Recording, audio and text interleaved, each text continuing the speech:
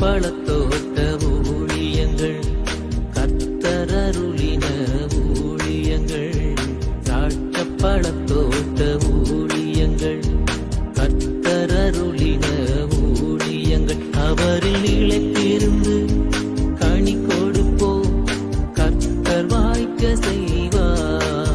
அவரில் நிலைத்திருந்து கனி கொடுப்போம், கர்த்தர் வாய்க்க செய்வார். துதி உமக்கே, துதி உமக்கே, துதி உமக்கே என்றுமே என்றும். துதி உமக்கே, துதி உமக்கே, துதி உமக்கே என்றுமே என்றும். துதி உமக்கே என்றுமே என்றும். துதி உமக்கே என்றுமே.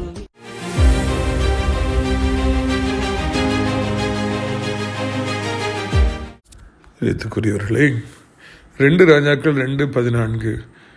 எலியாவின் மேலிருந்து கீழே விழுந்த சால்வையை பிடித்து, எலியாவின் தேவனாய கர்த்தர் எங்கே என்று சொல்லி தண்ணீரை எலிசா அடித்தான். அது இருபக்கமாய் பிரிந்ததினால் இக்கரைப்பட்டான். மூளை எப்படி வேலை செய்கிறது பார்த்தீர்களா? ஒன்றுமே சொல்லாமல் ஆவிக்கிற தகப்பன் போயிட்டார். ரெட்டிப்பான விஷயமும் கிடைக்கல, எதுவுமே கிடைக்கல, அதை பற்றி பேச்சே இல்லை. அப்பொழுது முதலாவது கதறி அழுத அந்த எலிசா பிறப்பு சுதாரித்து கொண்டு அந்த சால்வை கீழே விடுகிறதை எடுத்துக்கொண்டு வேகமாய் ஓடுகிறார். கால்கள் வேகமாய் ஓடுகிறது, அதைவிட மூளை பயங்கர வேகமாக வேலை செய்கிறது. அந்த மூளை சொல்கிறபடி அவர் செய்கிறார். அந்த சால்வை எடுத்து அதே யோர்தானை அடிக்கின்றார். எலியாவின் தேவன் எங்கே? உடனடியாக அதே போல யோர்தான் பிரிகிறது, அக்கறைப்பட்டாரா? நம்முடைய வாழ்க்கையில் இந்த எலிசாவுக்கு மூளை எப்படி வேலை செய்கிறதோ அதே போல வேலை செய்ய வேண்டும். ஒரு பெரிய அமைச்சர் சொன்னார், என்னுடைய மூளை பயங்கரமான மூளை, மாதத்துக்கு 200 கோடி ரூபா அதை சம்பாதிக்கும் அப்படின்னாரு. பிரியத்துக்குரியவர்களே, யாருக்கெல்லாம் மூளை வேலை செய்கிறதோ அவர்கள் சம்பாதிப்பார்கள், அவர்கள் சாதிப்பார்கள். அது அரசியலாக இருக்கட்டும், ஊழியமாக இருக்கட்டும், எதுவாக இருந்தாலும் அவர்கள் சாதிப்பார்கள். யாருக்கு மூளை துருப்பிடித்து போய்விட்டதோ, பயன்படுத்தாமல் போகிறார்களோ அவர்கள் ஒன்றுமில்லாமல் போகின்றார்கள். நாம் நம்முடைய மூளையை வேலை செய்ய வைப்போம். அபிஷேகம் வேண்டுமா, இல்லாவிட்டால் வாழ்க்கையில் உயர்வு வேண்டுமா, மேன்மை வேண்டுமா, மகிமை வேண்டுமா, மூளை வேலை செய்து கொண்டே இருக்கட்டும். அப்பொழுதுதான் அது பெரிய காரியங்களை நாம் காண முடியும். கர்த்தர் உங்களை ஆசீர்வதிப்பாராக. ஆமென்.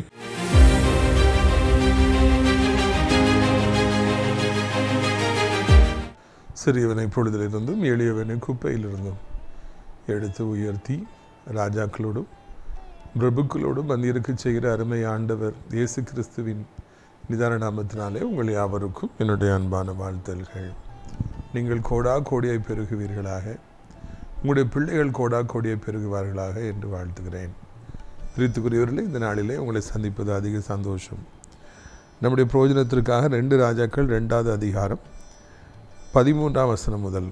பின்பு அவன் எலியாவின் மேலிருந்து கீழே விழுந்து சால்வை எடுத்து திரும்பி போய் யோர்தான் கரையிலே நின்று எலியாவின் மேலிருந்து கீழே விழுந்து சால்வையை பிடித்து, எலியாவின் தேவனாய கர்த்தர் எங்கே என்று சொல்லி தண்ணீரை அடித்தான்.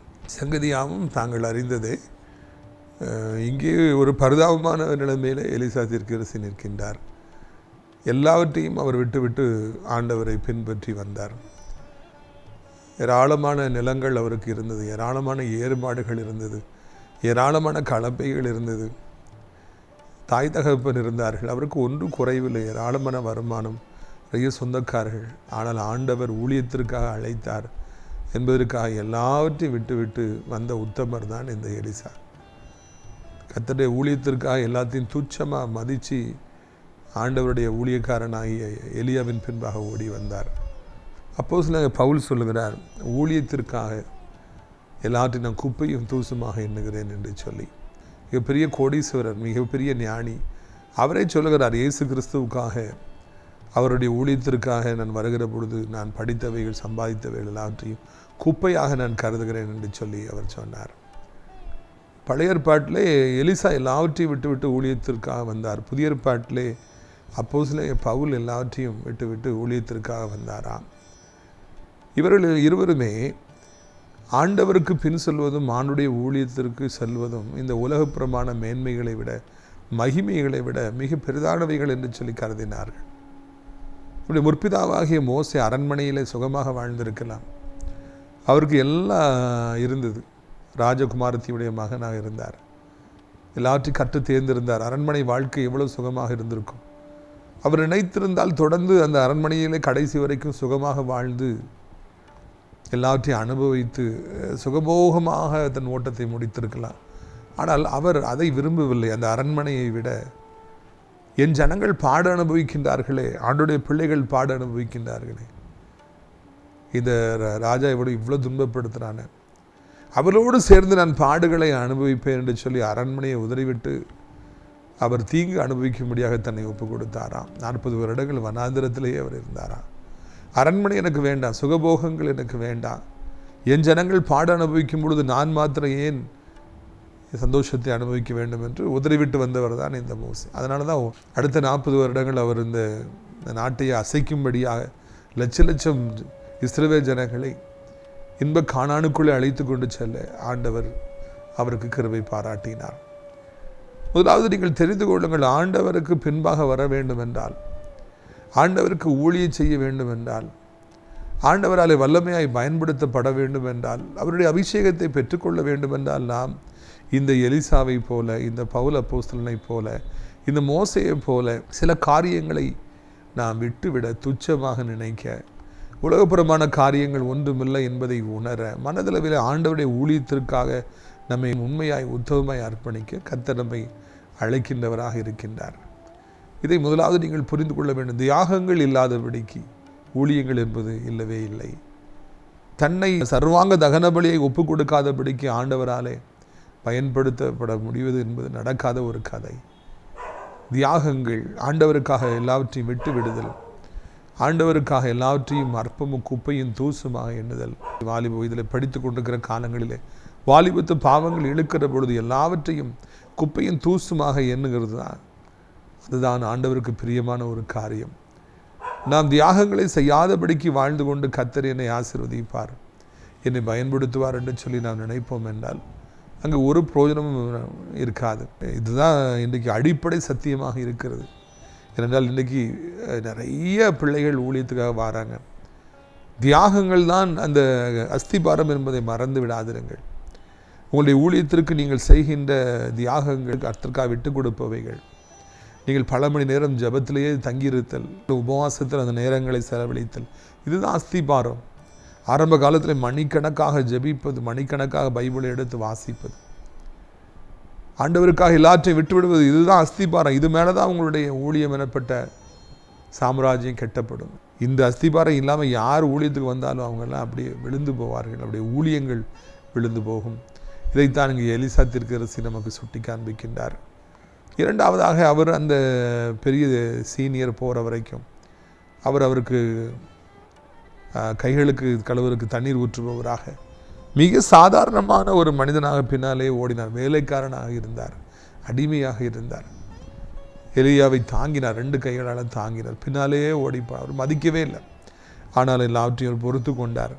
அது குறித்த நாள் வருகிற வரைக்கும் அவருடைய கரங்களுக்குள்ளே அடங்கி இருந்தார். எனக்கு அடிக்கடி பிடிச்ச வசனம் என்னென்னா, அவர் உங்களை ஏற்ற காலத்திலே உயர்த்தும்படி அவருடைய பலத்த கரங்களில் நீங்கள் அடங்கி இருங்கள். எலியாவுடைய பலத்த கைக்குள்ளாக அங்கே எலிசா அடங்கி இருந்தார். தண்ணீர் ஊற்றினார், எல்லா தாழ்மையான வேலைகளையும் அவர் செய்தார். இன்றைக்கு இந்த மாதிரி நம்மளால் செய்ய முடியுமா? ஊழியத்துக்கு முன்பாக எவ்வளோ தாழ்மை தேவைப்படுகிறது பார்த்தீர்களா? மனிதர்கள் பார்க்குறாங்கிறதுனால தாழ்மையாக நடிப்பதல்ல. நேரிலே ஒரு முகம், டிவியிலே வரும் பொழுது இன்னொரு முகம் என்று அல்ல, எப்பொழுதும் ஒரே போல தாழ்மையாக இருப்பது, குடும்பத்தில் தாழ்மையாக இருப்பது, நண்பரிடம் தாழ்மையாக இருப்பது, வேலை பார்க்கின்ற இடத்துல நாம் தாழ்மையாக இருப்பது, நாம் ட்ராவல் பண்ணுற இடங்களில் தாழ்மையாக இருப்பது, இதுதான் இரண்டாவதாக நாம் போடுகின்ற அஸ்திவாரம். ஒரு மனிதனுக்கு ஆண்டவர் ஏராளமான ஊழியத்தை கொடுக்க வேண்டும் என்றால் கர்த்தர் எதிர்பார்க்கின்ற காரியம் அதுதான். இவன் தாழ்மையாக இருப்பானா? இவனை உயர்த்தினால் தலைகால் தெரியாமல் ஆடுவானா? இல்லைன்னா இவன் என்னுடைய பிள்ளை கடைசி வரைக்கும் தாழ்மையாக இருப்பார் அப்படின்னு சொல்லி ஆண்டவருக்கு தோணுச்சுன்னா உடனே எல்லாத்தையும் கொடுத்துருவார். இல்லை இது சரிப்படாத ஆண்டவருக்கு தோன்றிட்டுன்னா அவருக்கு ஒன்றுமே கொடுக்கவே மாட்டார். தாழ்மைப்படுத்த கற்றுக்கொள்ளுங்கள் பிரியத்துக்குரியவர்களே. ஆண்டவருக்கு மிகவும் பிடிக்கும், தாழ்மையானவர்களை மிகவும் பிடிக்கும். மிகவும் தாழ்மையாக இருப்பவர்கள் இந்த பூமியில் மிகவும் குறைந்திருக்கிறார்கள். எல்லாரும் என்னை மதிக்க வேண்டும் என்று தான் நினைக்கிறார்கள். நான் சொல்கிறது தான் எல்லாரும் கேட்கணும்னு சொல்லி எவ்வளவோ ஒரு பிடிவாதத்தோடு என்னோடு கூட பிரயாணித்தவர்களை நான் திரும்பி பார்க்குறேன். நம்ம ஊழியத்தின் மூலமாக தான் அவங்க ரசிக்கப்பட்டாங்க. நம்ம செய்த ஊழியத்தின் மூலமாக தான் அவங்க பிசாசு கட்டுகளிலிருந்து விடுவிக்கப்பட்டாங்க. இவ்வளோ உற்சாகப்படுத்துறதுக்காக பொறுப்பை கொடுத்தோடனே அவங்க விழுந்து போன தூதன், நான் ஆண்டவருக்கு மேலாக என் சிங்காசனத்தை உயர்த்துவேன் என்று சொன்னானோ அதே போல் அவர்கள் தங்கள் சிங்காசனத்தை தாங்களே உயர்த்தி, நான் சொல்கிறதுபடி தான் நீங்கள் கேட்கணும் பாஸ்டர், நான் எங்கே யார் வீட்டுக்கு போக சொல்கிறேனோ அந்த வீட்டுக்கு தான் நீங்கள் போகணும், யார் வீட்டுக்கு நீங்கள் நான் போகக்கூடாதுன்னு சொல்கிறேனோ அந்த வீட்டுக்கு நீங்கள் போகக்கூடாது, நான் சொன்னால் நீங்கள் உட்காரணும் பாஸ்டர், நான் சொன்னால் நீங்கள் எந்திக்கணும்னு சொல்லி என்னை கட்டளை போட்டாங்க. அவர்களுக்கு நாம் சந்திக்காவிட்டால் ஒரு புது வாழ்வே கிடைத்திருக்காது. அவர்களை உற்சாகப்படுத்துவதற்காக கொடுத்த பொறுப்பு அவர்களை ஆட வைத்தது. நான் சொல்கிறபடி தான் பாஸ்டர் கேட்கணும் அப்படின்னு சொல்லி அவங்க சொன்னாங்க. அதை நான் கேட்க முடியாது. சில காரியங்களை கேட்கலாம், எவ்வளோ விட்டு கொடுக்கலாம். ஆனால் அநியாயமாக சொல்கிற காரியங்கள்லாம் கேட்க முடியாதுன்னு சொன்னோன்னா கொந்தளிச்சாங்க. இந்த பாஸ்டர் மோசம், நான் வழங்காதவர், மோசமானவர் அப்படின்னு சொல்லி துர்ச்செய்தியை பரப்புனாங்க. ஊழியத்தை அழிப்பேன்னு சொல்லி சொன்னாங்க. எலிசா எலியாவை பார்த்து, நான் சொல்கிறபடி தான் நீங்கள் கேட்கணும், நான் ஊழியத்துக்கு எல்லாத்தையும் விட்டுட்டு வந்திருக்கிறேன், நான் பெரிய பணக்காரன், எனக்கு எல்லாம் தெரியும், நான் சொல்கிறபடி ஊழியம் செய்யுன்னு சொல்லி எலிசா எலியாவை கட்டாயப்படுத்தவில்லை. தன்னுடைய விருப்பப்படி எலியா ஆட வேண்டும் என்று சொல்லிட்டு அவர் நினைக்கவில்லை. அவருக்கு கைங்கீழாக அடங்கி இருந்தார். இன்றைக்கி மனிதர்கள் விழுந்து போவதற்கும் தடுமாறுவதற்கும் காரணம் தன்னை குறித்த ஒரு உயர்வான எண்ணம். எல்லோரும் என்னுடைய பேச்சின்படி கேட்கணும், நான் சொல்கிறபடி தான் எல்லாம் நடக்கணுங்கிற ஆசை. அது எப்படி நடக்கும்? அது என்ன எதிர்பார்ப்பு? தவறான முட்டாள்தனமான ஒரு எதிர்பார்ப்பு. ஏன் நம்ம சொல்கிறபடி எல்லாரும் கேட்கணும்? ஆண்டவர் சொல்கிறபடி தானே நாம் கேட்கணும். ஆண்டவர் சொல்கிறபடி தானே நம்ம வாழ்க்கையில் நடக்கணும். ஏன் மனிதர்கள் சொல்கிறபடி நம்ம நடக்கணும்? இதுதான் நம்ம யோசிக்க வேண்டிய காரியங்களாக இருக்கிறது. பிரித்துக்குரியவர்களே, அநேகர் இந்த உண்மையை அறியாதபடிக்கு இந்த பூமியில் தவறான எதிர்பார்ப்போடு வாழ்கிறாங்க. இதுக்கு சரியான எடுத்துக்காட்டு அகித்தோஃபல். அவர் உண்மையிலே ஒரு மிகப்பெரிய ஒரு ஆலோசகர் தான். அவர் கொடுக்குற ஆலோசனையின்படி செஞ்சால் நிச்சயமாக 100% வெற்றி தான். அவர்கிட்ட ஆலோசனை கேட்பது கடவுள்கிட்ட ஆலோசனை கேட்பது ஒன்று தானே. அந்தளவுக்கு அவர் திறமையானவராக இருந்தார். ஒரு சமயத்தில் அவர் தாவீது ராஜாவுக்கு ஆலோசனையாளராக இருந்தார். ஒரு சமயத்தில் அவருடைய மகன் அப்சலோம் தலையெடுத்த பொழுது தாவீது பயந்து ஓட வேண்டிய ஒரு கட்டாயமான பரிதாபமான நிலைமை வந்தது. ஒரு இக்கட்டான நிலைமை. அந்த இக்கட்டான நிலைமையிலே இந்த அகித்தோஃபல், இத்தனை காலம் எனக்கு இவ்வளோ பொறுப்பு கொடுத்து வைத்திருந்த, என்னை கேட்டு எல்லாவற்றையும் செய்த தாவீது ராஜாவுக்கு நான் பக்கபலமாக இருப்பேன்னு அவர் பின்னால் போயிருக்கணும். ஆனால் அவர் அப்படி செய்யாமல் காற்று அங்கே அப்சலோம் பின்பு வீசுகிறதுன்னு சொல்லி அறிஞ்சு அவர் கூட போய் சேர்ந்துக்கிறார். அப்போ எல்லாரும் ஒரு பெரிய டீம் ஆயிடுறாங்க. எக்கச்சக்கமானவர் அப்சலோம் பக்கத்தில் இருக்காங்க. தாவீதை கொல்வது எப்படி என்பது தான் அவருடைய முதல் திட்டமாக இருந்தது. அந்த நேரத்தில் அகித்தோப்பில் ஒரு சரியான ஆலோசனை சொல்கிறார். இப்போவுமே போவோம், டைமே கொடுக்கக்கூடாது அப்படின்னு சொல்லி அவர் சொல்கிறார். எல்லோரும் கூடியிருக்கிறாங்க, அப்சலோம் இருக்கிறாரு. எல்லாருக்கும் போது உங்களுடைய ஆலோசனை சொல்லுங்கள் அப்படின்னா அவர் அருமையான ஒரு ஆலோசனையை சொல்கிறார். இன்றைக்கே போய் நானே போய் கொண்டுட்டு வந்துடுறேன், தாவீதை மாத்திரம் கொள்வோம், யாரையும் ஒன்றும் செய்ய வேண்டாம், எல்லாம் உமக்காயிரும் சொல்லி சொல்கிறார். ஆனால் அந்த நேரத்தில் அந்த நல்ல ஆலோசனை அடுத்தாப்பில் வந்த ஊசாயிட்ட போய் கேட்டதுனால அவர் குழப்பி விட்டுறாரு. அதனால் அந்த அகித்தோப்புடைய நல்ல ஆலோசனை கேட்கப்படாமல் போகுது. இதில் நல்லா கவனிச்சிங்கன்னா இதில் நஷ்டம் யாருக்கு அப்படின்னு சொல்லி பார்த்தீங்கன்னா நிச்சயமாக அப்சலோமுக்கு தான். அவருடைய ஆலோசனை கேட்கலைன்னா மிகப்பெரிய தோல்வி, அவர் அழிவே வந்துடும். ஆனால் அவர் கேட்க மாட்டேன்னு சொல்லிட்டு போயிடுறாரு. அப்போ அவரு தான் கஷ்டம். ஆனால் இந்த அகித்தோப்பல் நான் சொன்ன ஆலோசனையை கேட்கலையே, நான் இவ்வளோ பெரிய ஆள், அவருக்கு அது தாங்க முடியல. உடனே போய் ஊருக்கு போய் நின்று ஆண்டு கொண்டு செத்தாரா? எவ்வளோ ஒரு முட்டாள்தனமான முடிவு! அவ்வளவு சிறப்பான மனிதனுக்கு, அறிவான மனிதனுக்கு எவ்வளோ ஒரு முட்டாள்தனமான ஒரு முடிவு பார்த்தீங்களா? நான் சொன்னதை கேட்கலையே, அது தாங்க முடியல. அவருக்கு அதை ஏற்றுக்கொள்ளவே முடியல. சரியான ஆலோசனை கொடுத்துருக்கேனே, அப்புறம் அந்த பூமியிலே வாழக்கூடாது, என் சொல்லுக்கு மதிப்பில்லைன்னு நான் வாழவே கூடாதுன்னு சொல்லி அவர் போய் தன்னை மாய்த்து கொண்டாரா? என்ன முட்டாள்தனமான ஒரு முடிவு! நம்ம சொல்கிறத எல்லாரும் கேட்கணுங்கிற அவசியம் இல்லைங்க. பிள்ளைகளை நம்ம சொல்கிறபடி கேட்க மாட்டேங்குது, நண்பர்களை நம்ம சொல்கிறபடி கேட்க மாட்டேங்கிறாங்க. இன்றைக்கி ஒரு சின்ன பையனை சொன்னால் கேட்க மாட்டேங்கிறாங்க. சொல்லலாம், நல்ல வார்த்தைகளை சொல்லலாம், கேட்டால் சந்தோஷம், இல்லைன்னா அவங்களை விட்டுறணும். ஆண்டவர் நம்ம யார் கீழே இருக்கணும் வச்சுருக்காரோ அவங்க சொல்படி கேட்டு நடக்கணும். நம்ம சொல்படி அவங்க கேட்டு நடக்கணும்னு நினைக்கக்கூடாது. இதுதான் இந்த எலிசாவுடைய வாழ்க்கையில் வெற்றிக்கு காரணம். அடங்கி இருந்தார், எலியாவுடைய கைக்கு கீழாக அடங்கி இருந்தார். நம்முடைய வாழ்க்கையிலும் கூட அப்படியாக அடங்கி இருப்போம் என்றால் அது மிகவும் நலமானதாக மிகவும் வெற்றியானதாக இருக்கும் என்பதில் சந்தேகமே இல்லை. பாருங்கள், ஒரு நாளிலே அவர் எதிர்பார்த்தபடியே எலியா அவர் வானத்தில் அக்கினி ரதத்திலையும் குதிரையிலையும் ஏறி மரணத்தை சந்திக்காதபடிக்கு அவர் பரலோகத்துக்கு போனாரா. பாருங்கள், அந்த காலத்தில் எவ்வளோ பெரிய பரிசுத்தவான்கள் இருந்திருக்காங்க, அவங்கெல்லாம் எவ்வளோ பெரிய காரியங்களை செஞ்சுருக்காங்கங்கிறத இந்த இடத்துல நம்ம பார்க்குறோம். மரணத்தை சந்திக்காமலே அக்கினி ரதத்தில் ஏறி குதிரையில் ஏறி அவர் அங்கே மேலே செல்லுகிறார். அப்படி என்றால் நாம் இதில் கவனிக்க வேண்டிய காரியம் என்ன? அந்த காலத்தில் கர்த்தரோடு கூட அவங்க எவ்வளோ அந்யோன்யமாக இருந்தாங்கன்னு அப்படிப்பட்ட அனுபவத்தெல்லாம் அவங்க பெற்றிருப்பாங்க. அப்படி அசால்ட்டாக அவர் அந்த அக்கினி ரதம் குதிரையில் எலியா தீர்க்கதரிசி ஏறி வானத்துக்கு போனாரா, பரலோகத்துக்கு போனாரா, ஹாய் ஆண்டவரேன்னு சொல்லி போய் சந்திச்சாரா. எவ்வளோ ஸ்டாண்டர்டான ஒரு ப்ரேயர் லைஃப் அவங்கள்ட்ட இருந்திருக்குன்னா, கர்த்தர் அவங்கள்ட்ட அவ்வளோ அந்யோன்யமாக இருந்திருப்பார். அவங்களும் நம்மளை மாதிரி மனுஷங்க தானே, அதில் சந்தேகம் இல்லையே, நம்மளை மாதிரி சாதாரணமான மனுஷங்க தான். ஆனால் அவர்களும் தங்கள் ஜெபத்தின் மூலமாக ஆண்டவரோடு அவ்வளோ கனெக்டடாக இருந்தாங்க. ஆண்டவர் அவங்க கூட அவ்வளோ நெருக்கமாக இருந்தார். அவ்வளோ பெரிய காரியங்களை அவங்க சாதிச்சாங்கன்னு சொல்லி பார்க்குறோம்.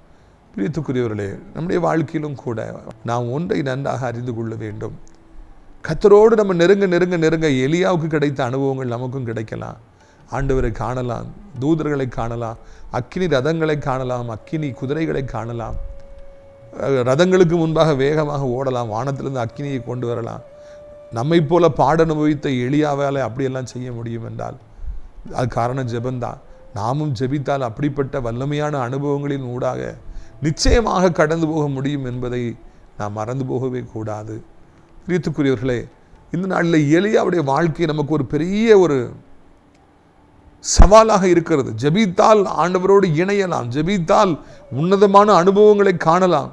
இந்த உலகம் ஒரு குப்பை என்பதை புரிந்து கொண்டால், ஆண்டவர் தான் எல்லாம் என்று சொல்லி புரிந்து கொள்வோம் என்றால், நம்முடைய வாழ்க்கையில் நாம் மேலான அனுபவங்களை, உன்னதமான அனுபவங்களை பெற்றுக்கொள்ளலாம். இதைத்தான் நாம் புரிந்து கொள்ள வேண்டும் என்று உங்களை நான் அன்போடு கூட நான் அழைக்கின்றேன்.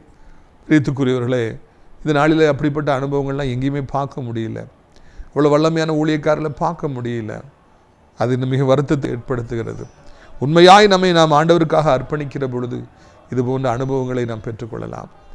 பாருங்கள், அந்த எலியா தீர்க்கதரிசி மேலே போகிற பொழுது அவர் அந்த சால்வை எடுத்து அவர் அப்படியே கீழே போடுறாரு. கரெக்டாக எலிசா மேலே போய் விழுந்துருச்சான். போகும்போது ஒன்றுமே கொடுக்கல, உனக்கு ரெட்டிப்பான அபிஷேகம் தந்தேன்னு சொல்லலை. ஆனால் இன்னும் மேலே போட்டிருந்த ஷாலை எடுத்து அவர் கீழே போடுறார்.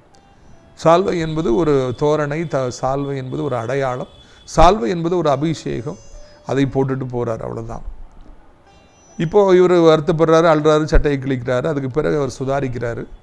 நார்மலாக எலிசா ரியாலிட்டியை அவர் ஃபேஸ் பண்ணுறாரு. ஏன்னா இனி அவர் போயிட்டார், இவருக்கு அந்த ரெட்டிப்பான அபிஷேகம் இருந்தால் தான் ஊழியம் செய்ய முடியும். வேடிக்கை பார்க்குறதுக்கு அங்கே ஆட்கள் கூட்டம் இருக்குது, என்ன பொண்ணு சொல்லி தெரியல. அங்கங்கே பார்க்குறாரு, சால்வை தான் கையில் இருக்குது, எடுக்கிறாரு. அந்த யோர்தான் நதியை நோக்கி அவர் ஓடுகின்றார். யோர்தான் அங்கே காத்திருக்கிறது. என்னென்ன வரும்பொழுது அதே சாலை வச்சு அடித்து தான் யோர்தானை ரெண்டாய் பிளந்து வழி ஏற்படுத்தி இருவரும் வந்தார்கள். இப்பொழுது இங்கே நாம் காண்கிறோம், எலிசா அதே யோர்தானை நோக்கி அதே சால்வை எடுத்துக்கொண்டு ஓடுகிறார். அவர் நிலை குலைந்து போனார் எலியா எடுக்கப்பட்ட உடனே. அதுக்கு பிறகு சுதாரிக்கிறார். அதுக்கு பிறகு உடனே அந்த யோர்தானை நோக்கி ஓடினாரா. என்னங்க, எவ்வளோ ஒரு உன்னதமான ஒரு அனுபவம் பார்த்தீங்களா. ஒரு பெரிய இழப்பு வந்தோடனே நம்ம நிலை குலைஞ்சி போகலாம், நினைக்க முடியாத நம்ப முடியாத அதிர்ச்சியான சம்பவம் நடக்கும்பொழுது நம்ம துவண்டு போகலாம், உடஞ்சி போகலாம். அதுக்கு அடுத்த செகண்ட் சுதாரிக்கணும். சுதாரித்து அடுத்தாப்பில் நமக்கு இருக்கிற சவாலை நோக்கி ஓடணும், அடுத்தாப்பில் சாதிக்கணும்னு சொல்லி ஓடணும். அதுக்கு அடுத்தாப்பில் ஆண்டவருக்கான பெரிய காரியங்களை செய்வேன் அப்படிங்கிற வாஞ்சியோட ஓடணும், ஊழியத்தை நோக்கி ஓடணும். பெரிய அடி விழுந்துட்டு நில குழஞ்சி போயிட்டு நான் அப்படியே விழுந்துருவேன் நம்ம சொல்கிறதுக்கு இல்லை. மறுபடியும் எழும்பணும், மறுபடியும் ஓடணும், கால்கள் துடிக்கணும். நம்ம கால் துடிக்கணும், ஆண்டவருக்காக போகிறதுக்காக துடிக்கணும். நம்ம கை ஆண்டுடைய அன்பை வெளிப்படுத்துவதற்காக, ஊழியம் செய்வதற்காக துடிக்கணும். அதைத்தான் எலிசா தீர்க்கதரிசி சொல்லிக் கொடுக்கிறார். நிலை குழஞ்சி போகிறார், கிழிச்சு சட்டையெல்லாம் கிழிச்சு ஆள்றார். அடுத்த செகண்ட் சுதாரிக்கிறார், சால்வை எடுக்கிறார். அந்த யோர்தானை நோக்கி அவர் வேகமாய் ஓடினாரா. அநேகர் வாழ்க்கையில் நடந்த ஒரே ஒரு சம்பவத்தினால அப்படி காணாமலே போயிட்டாங்க. அவங்க டேடி இறந்துட்டாங்க, இல்லைன்னா ஏதோ ஒரு பிரச்சனை வந்துருச்சு குடும்பத்தில், ஏதோ ஒரு அவமானம் வந்துருச்சு, மக்கள் இப்படி சொல்லிட்டாங்க அப்படி சொல்லிட்டாங்க. அதோடு அவங்க அப்படி எல்லாத்தையும் விட்டுறாங்க. அப்படி அந்த ஒரு அடியிலே அவங்க நில குழஞ்சி போகிறாங்க. இல்லை, we have to bounce back. சுதாரிப்பு வந்த உடனே நம்ம எந்திக்கணும், மறுபடி சாதனை நோக்கி ஓடணும், ஊழியத்தை நோக்கி ஓடணும், ஆண்டவரை நோக்கி ஓடணும். அவர் மூளை எவ்வளோ ஃபாஸ்ட்டாக வேலை பார்க்குது பார்த்தீங்களா? எலிசாவுடைய மூளை யாரும் சொல்லிக் கொடுக்கல. நீ போன உடனே சாவில் விடும் எடுத்துகிட்டு ஓடு போய் அடி, யாரும் சொல்லிக் கொடுக்கல. அவர் மூளை வேலை செய்யுது. பிரியத்துக்குரியவர்களே, நமக்கும் நம்முடைய மூளை வேலை செய்யணும். இந்திய பாரத நாட்டுடைய ஒரு அமைச்சர் ஒரு பேட்டியில் சொல்கிறார், என் மூளை பயங்கரமான மூளை, ஒரு மாதம் அது 200 கோடி ரூபா சாதாரணமாக சம்பாதிக்கும் அப்படின்னு சொல்லி அவர் சொல்கிறார். அவ்வளோ வேல்யூபுள் பிரெயின் ஐ ஹேவ் அப்படிங்கிறாரு. அவர் அந்த மூளையை பயன்படுத்தினா 200 கோடி ரூபா ஈஸியாக சம்பாதிப்பேன்னு சொல்கிறாரு. அது எந்த அளவுக்கு உண்மை, அவர் என்ன பர்பஸில் அப்படி சொல்கிறாருங்களா நமக்கு தேவையில்லை. ஆனால் அந்த மூளை பயங்கரமான மூளைங்கிறத அவர் சொல்கிறார் பார்த்தீங்களா? நம்ம மூளையும் பயங்கரமாக இருக்கணும், அது செயல்படணும், ஆக்டிவாக இருக்கணும். நிறைய மூளை துருப்பிடிச்சு கிடக்குது. நிறைய பேருடைய மூளை வேலையே செய்ய மாட்டேங்குது. ஏன்னா அந்த அதிர்ச்சியை அவங்களால தாங்க முடியல. நிறைய பேருடைய மூளை இப்போதைக்கு காணப்படுற யூஸ்லெஸ் திங்ஸ் பின்னால் போகிறதுனால அது வேலை செய்ய மாட்டேங்குது. நிறைய பேருடைய மூளை அப்படி இது சுகபோகமாக வாழும், தூங்கி கிடக்கணும் அப்படிங்கிறதுல வேலை செய்ய மாட்டேங்குது. ஆனால் எலிசாவுடைய மூளை வேலை செய்து, கால் வேகமாக வேலை செய்து ஓடுறாரு. யோர்தானை நோக்கி ஓடினார். ஆண்டவரே, என் மூளையை வேலை செய்யும்படியாக வைங்கப்பா, அது துருப்பிடிச்சிடக்கூடாது. ஆண்டவரை எப்பொழுதும் நான் என் மூளை நல்லா வேலை செய்கிறது நான் உணரணும்னு சொல்லி ஆண்டவர்கிட்ட கேளுங்க. இந்த மூளையை வச்சுட்டு நான் 200 கோடி ரூபாய் ஈஸியாக சம்பாதிப்பேன்னு ஒரு அமைச்சர் சொல்லுவார் என்றால், அவர் நம்மளை மாதிரி ஒரு மனுஷன் தான் சொல்ல முடியும் என்றால், ஆண்டவருடைய அபிஷேகம் நமக்குள்ளே இருக்கிற பொழுது நம்முடைய மூளை வேலை செய்யும் என்றால் எத்தனையோ கோடி கோடி ரூபாய்களை நாம் சம்பாதிக்கலாம். வாழ்க்கையில் பிஸ்னஸில் எங்கேயோ நீங்கள் போகலாம், உங்கள் பிள்ளைகள வாழ்க்கையில் எங்கேயோ போயிடும். காரணம், அந்த மூளை வேலை செய்யும் என்றால். எல்லாருக்கும் மூளை இருக்குது, எல்லாருக்கும் ஒரே மாதிரி தான் ஆண்டவர் மூளையை கொடுத்துருக்காங்க. ஆனால் அது வேலை செய்கிறதா இல்லையாங்கிறது தான் சிந்திக்க வேண்டிய காரியம். சுகபோகமான வாழ்க்கை, படுத்து கிடப்பதும், டூர் போவது, என்ஜாய் பண்ணும், அதிலே தான் மூளை வேலை செய்யுது. நல்ல காரியங்களுக்காக வேலை செய்யும் என்றால் தான் அது பிரயோஜனம். மூளை வேலை செய்யாமல் விட்டுட்டோம் அப்படின்னா துரு பிடிச்சி ஒன்றுத்துக்கெல்லாம் போயிடும். அதனால் அவர் ஓடுறாரு. அடுத்தாப்புல அந்த சால்வை எடுக்கிறார். எடுத்துகிட்டு அதே ஸ்டைலில் எலியா எப்படி அடித்தாரோ அதே ஸ்டைலில் அதே யோர்தான் அடிக்கிறார். அந்த யோர்தானுங்கிற பெரிய நதி, வேகமாக காட்டாறு பயங்கரமாக ஓடுது. அதை ஓடி போய் துணிந்து அடிக்கிறார். துணிவு. எலிசா மேலே ஏறினதுக்கு என்ன படிகள்லாம் இருக்குதுன்னு பார்த்தீங்கன்னா, துணிவு முதல்ல, வேகமாக வேலை செய்கிற மூளை, அடுத்தாப்புல தாழ்மை, அடுத்த ஒவ்வொன்றா பார்த்துட்டு வரோம். இப்போ ஒரு துணிவு, அந்த யோர்தானை துணிஞ்சு போய் அடிக்கிறார். ஒரு கொசு போய் வேகமாக போய் மலையை முட்டினா எப்படி இருக்கும், விழுந்து போன்னு சொல்லி வேகமாக போய் தள்ளிச்சுன்னா எப்படி இருக்கும், அதுதான் அதை மாதிரி தான் இப்போ இருக்குது. சின்ன ஒரு கொசு எலிசா, அங்கே யோர்தான் பெரிய காட்டார், ஆனால் ஓடி போய் துணிஞ்சு அடிக்கார், டமால்னு அடிக்கார். பிரிஞ்சு போ அப்படின்னு சொல்லிட்டு அடிக்கார். என்னுடைய ஆவிக்குரிய தகப்பன் அடித்த பொழுது, நீ பிரிந்து போனாய் தானே, தோற்று போனாய் தானே, எனக்கு முன்னாலேயும் நீ தோற்று போவா என்று சொல்லி வேகமாய் போய் அடித்தாரா. துணிவு தேவை. நம்மளால் எப்படி முடியும்? கிதியோன் கேட்டார், நான் என் கோத்திரம் ரொம்ப சின்ன கோத்திரம், என் டேடி சின்ன டேடி, நான் போய் என்ன செய்ய முடியும்?